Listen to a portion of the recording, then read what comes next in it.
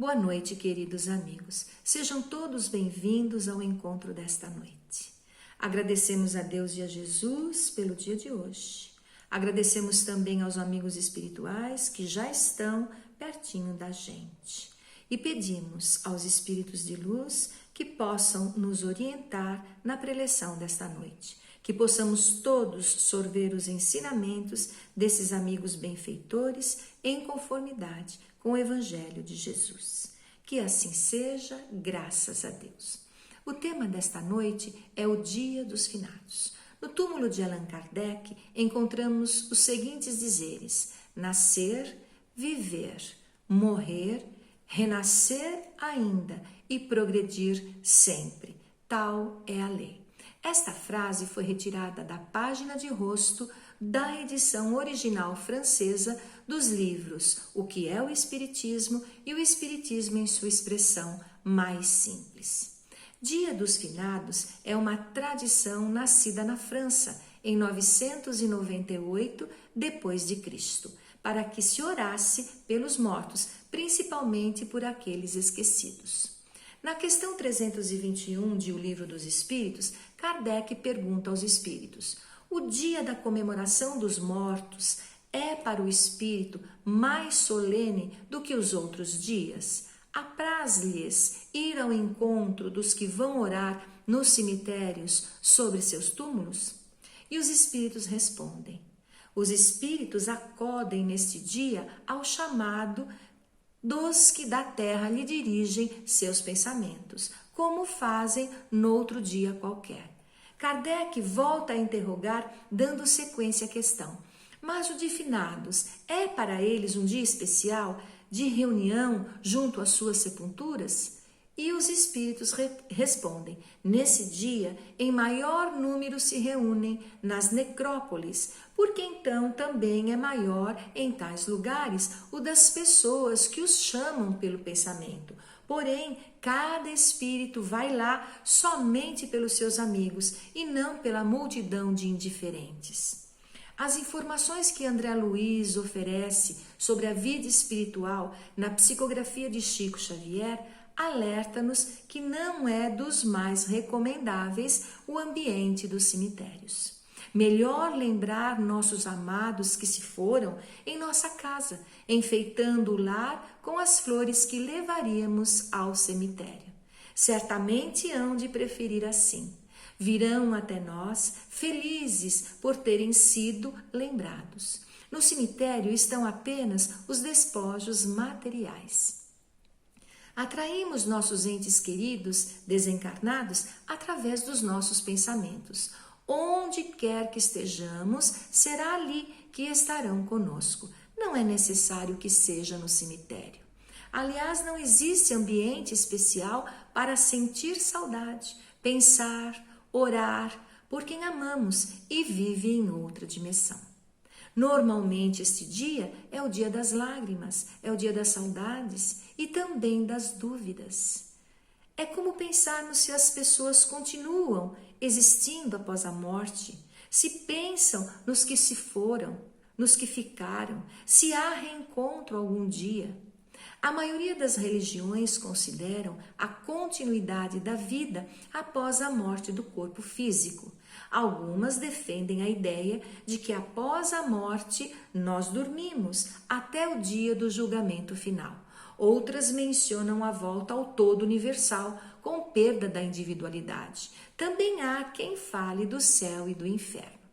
A doutrina espírita, através dos ensinamentos dos espíritos, esclarece-nos que a morte não é o fim, mas apenas uma etapa da existência em que o ser inteligente abandona o corpo material para viver no mundo espiritual. O processo de nascer, morrer e renascer, ou seja, reencarnar, dá ao espírito a oportunidade de evoluir. Os mortos do mundo físico não perdem a individualidade. Emmanuel, no livro Religião dos Espíritos, psicografia de Francisco Cândido Xavier, nos diz que os espíritos, ao desencarnar, têm a compreensão de quem são, sabem o motivo de sua partida, sentem saudades, nos visitam, igualmente igualmente como fariam se estivessem no plano material. Também eles pensam e lutam, sentem, choram, inquietam-se pelos que ficaram. É comum nos preocuparmos se o nosso afeto sofreu ou não no momento derradeiro da vida. Ficamos pensando, como foi o instante do desencarne? Sentiu dores? Sofreu? Chorou? Os espíritos nos esclarecem que no momento da morte física não há sofrimento e que o indivíduo sofre mais durante a vida terrena do que no instante do desencarne. Outra dúvida é se a alma fica presa ao corpo depois de sua morte. Informam os espíritos que não há uma separação abrupta entre alma e corpo, e isto efetua-se de forma gradual. Os laços que mantinham ligados o espírito e o corpo físico por meio do perispírito, que é o corpo perispiritual, vão paulatinamente rompendo-se até ocorrer a separação definitiva. Naturalmente que o tempo de desprendimento entre o corpo e a alma é variável de pessoa para pessoa, depende do grau evolutivo de cada espírito. Quanto mais ligado à matéria for o indivíduo, maior é o tempo em que permanecerá de alguma forma ligado ao seu corpo físico. Cuidar do corpo é importante e cuidar do espírito, buscando autoconhecer-se e praticar o bem, é fundamental, pois, como bem sabemos, não somos um corpo, mas sim um espírito que está temporariamente morando em um corpo físico. E após o desencarne, para onde vamos? Para onde vão os nossos amores? O Espiritismo ensina que céu e inferno não são locais geográficos, físicos, mas sim estado de consciência. Nossa consciência que ditará os locais onde estaremos. Se somos espíritos imortais, cumpridores de nossos deveres e entendermos que necessitamos domar nossas más inclinações, naturalmente que iremos para um lugar no plano espiritual que faz jus às nossas aspirações, realizações, necessidades e desejos. Tanto encarnados como desencarnados, vivemos onde mais tivermos afinidades de vibração, formando comunidades espirituais. É por essa afinidade de vibrações que se formam as colônias espirituais, como por exemplo o nosso lar, conhecida pelas narrações de André Luiz ao médium Francisco Cândido Xavier. A morte não é o fim, é apenas um até breve. Emmanuel, no livro Retornaram Contando, de Chico, por espíritos diversos, nos diz que ante os que partiram, precedendo-te na grande mudança, não permitais que o desespero te ensombre o coração. Eles não morreram, eles estão vivos. O dia de finados é o dia de louvar a vida, comemorar a imortalidade, viver o amor. É o dia de sentir a presença dos espíritos amigos, abraçá-los e recordar momentos de felicidade. É fundamental que ampliemos a nossa consciência sobre a imortalidade da alma em nós. Assim poderemos compreender que estamos de passagem, uns pela vida dos outros. Essa compreensão nos traz o desapego, nos livrando da fonte constante de sofrimentos. Vamos entender que o desapego não significa desamor.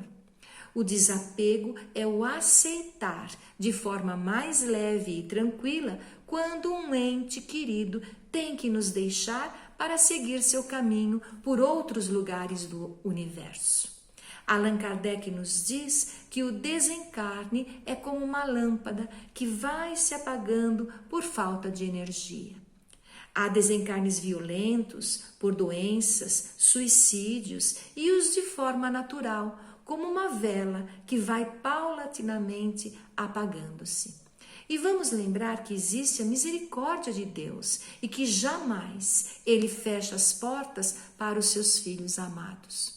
É muito mais relevante a forma que vivemos aqui na Terra do que a maneira como ocorre o nosso desencarne. Há pessoas que não gostam nem de falar sobre a morte, e talvez seja por isso que alguns sentem dificuldades em superar a temporária separação quando ela ocorre.